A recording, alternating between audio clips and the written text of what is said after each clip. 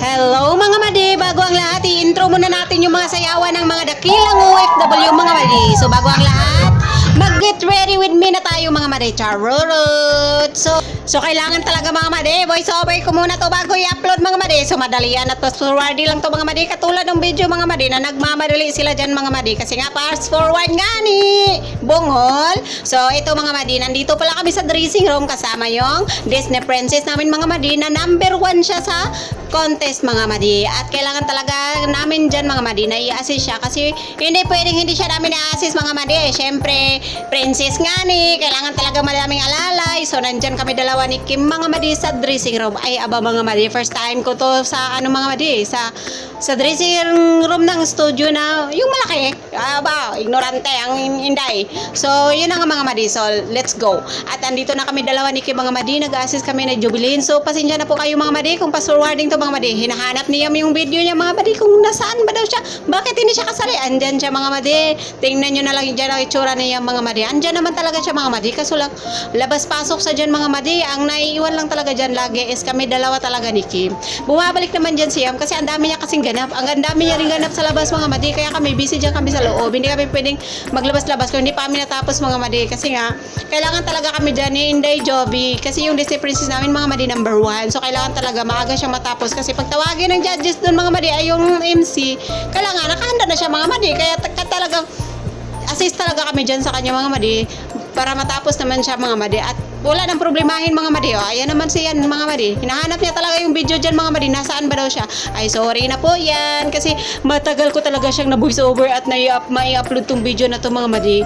At syempre mga madi, kailangan ko talaga siyang i-video kahit hindi maganda yung pagkakuha mga madi. Sayang naman yung moments namin dito mga madi. At hindi namin alam kung mauulit pa ba to. At kung uulit pa ba. At kung meron pa ba talagang kasunod mga madi. So kailangan talaga mga madi yung mga moments ko dito mga madi sa Hong Kong. Pasensya na po kayo kung nakapost sa mga moments ko dito mga madi. Syempre kailangan kong may memories ako dito mga madi kasi nga hindi ko naman talaga alam kung hanggang kailan lang ako dito sa Hong Kong. At least meron ako maraming remembrance mga madi kung habang nandito ako mga madi. Pasensya na po, hindi po ako perfect. Hindi po ako perfect mag voice over mga madi. Kaya fast forward lang itong voice over ko mga madi. Katulad ng pag fast forward sa video mga madi na talagang nagmamadali talaga mga madi. Kasi napakahaba tong video na to mga madi. Ang purpose ko lang is meron talaga akong video at may souvenir ako sa time na to mga madi. Kasi first time ko din to mga madi. Ay aba, kailangan talaga natin na may ebidensya tayo mga madi kung sila pa. May ebidensya daw sila.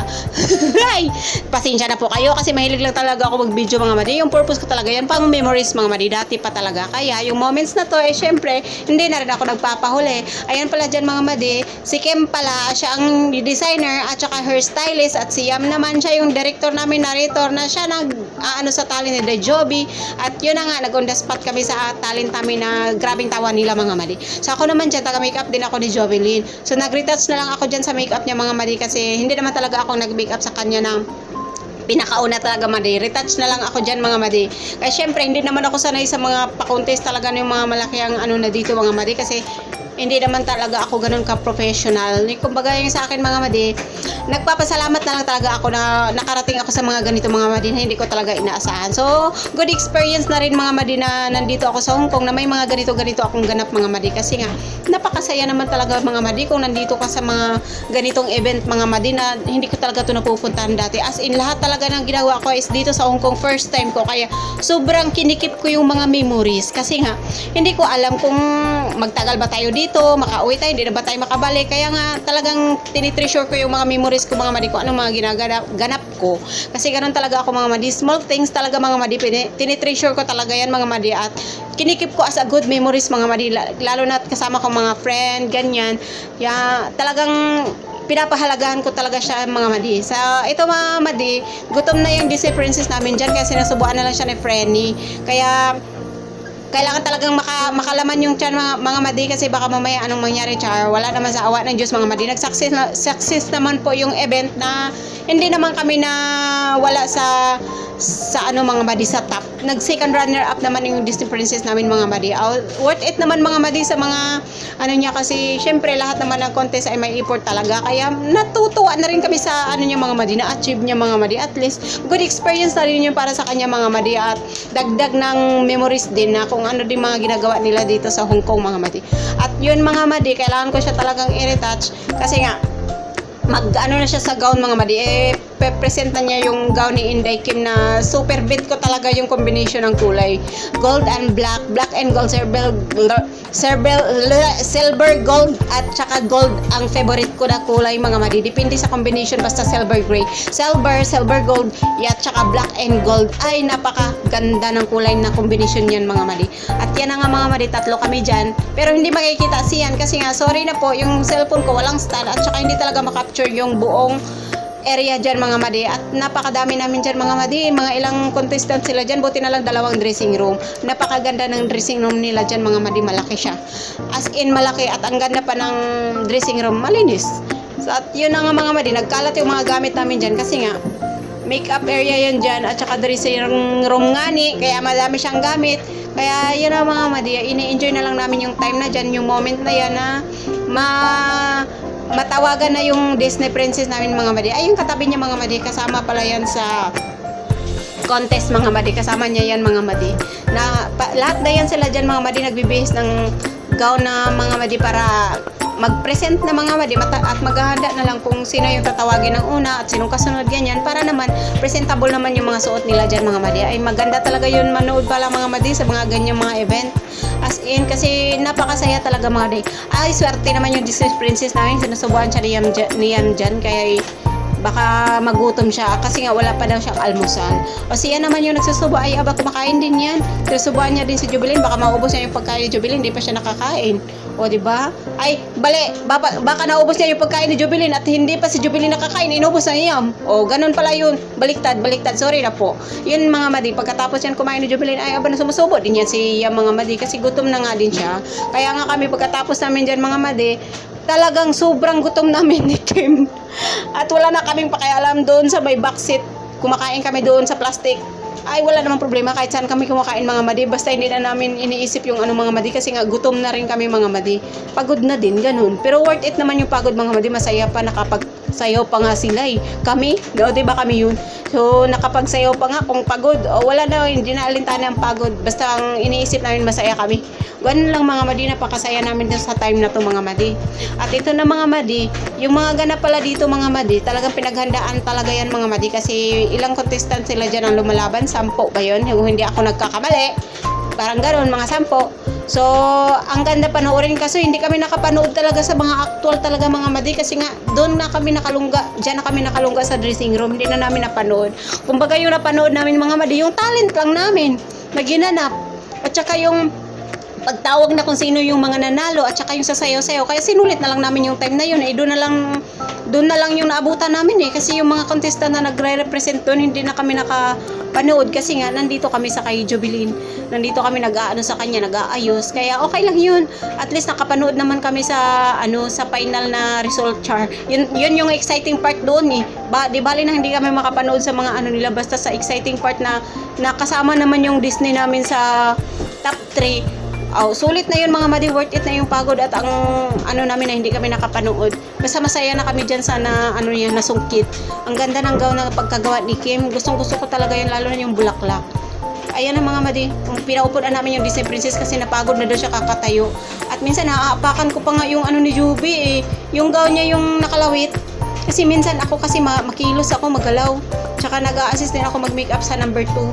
Kaya kailangan talaga, i-assist talaga ni Kim kasi minsan, baka mamaya masagi yung DIY niya, napakaganda pa naman, tapos masira lang. Kaya todo na rin yan, ingat si Kim sa ginawa niyang gown. At saka lahat yung nakikita nyo dyan mga madi, kadalasan yan mga contestant yan mga madi at saka mga nag-a-assist at mga nagme-makeup. So, eto mga madi, naglalagay pala ako ng liquid eyeliner dyan. Akala ko napakadali niya maglagay. Pero hindi pala, napakahirap kasi kadalasan nilalagay ko talaga dyan is lang mga madi, yung eyeliner na dark ang ginagamit ko, yung parang gel, pero hindi siya liquid eyeliner. At yan, bagong bili ko kasi yan, kaya nilagay ko dyan at tinry ko. Maganda man siya mga madi, kaya kailangan lang talaga, hindi makulit yung lalagyan mo niyan kasi pag bawat kilos niya mga madi, ayan, pag pikit niya, tapos idilat yung mata niya, matatanggal na yung ay lilipat na yun pala sa taas mga madi. Kaya minsan dyan nagkakamali din at lilipat na sa taas at tatanggalin na naman siya ulit. Ayan na mga madi, kaya kailangan na talaga mahaba yung pasensya mo at patient mga madi kasi hindi talaga yan maiwasan, lalo na pag kinakausap yung mini-makeupan mo mga madi. Ay aba mga madi, kung magkakamali ka dyan mga madi, baka mukha na yung ano mga madi. Hindi na ganun ang paglagay. Magkamali na siya mga madi. Mahirap mag-alagay dyan sa liquid eyeliner kasi kunting mali lang, wala na, mabubura siya, masisira na yung makeup mo sa eyeshadow. Kaya ayun, nagkamali na nga pala ako dyan mga madi. Siguro, dumilat ata si Jubilin dyan. Dumilat siya, dumikit yung kulay sa taas. Ganyan pa, tapos sinasubuhan pa siya na yun. So, maano talaga siya mag-alaw. Pero okay lang, mahaba naman ang pasensya ko eh. Kailangan talaga mahaba ang pasensya at kailangan talaga marunong ka umintindi ganun na lang for sure, charot.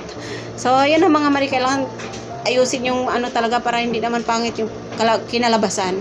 So, gustong-gusto ko naman yung maganyan mga mali kahit minsan maano hindi maiwasan yung magkamali yung ano or yung hindi maiwasan na masagi yung ano ganyan lumipat o magkalat ganyan.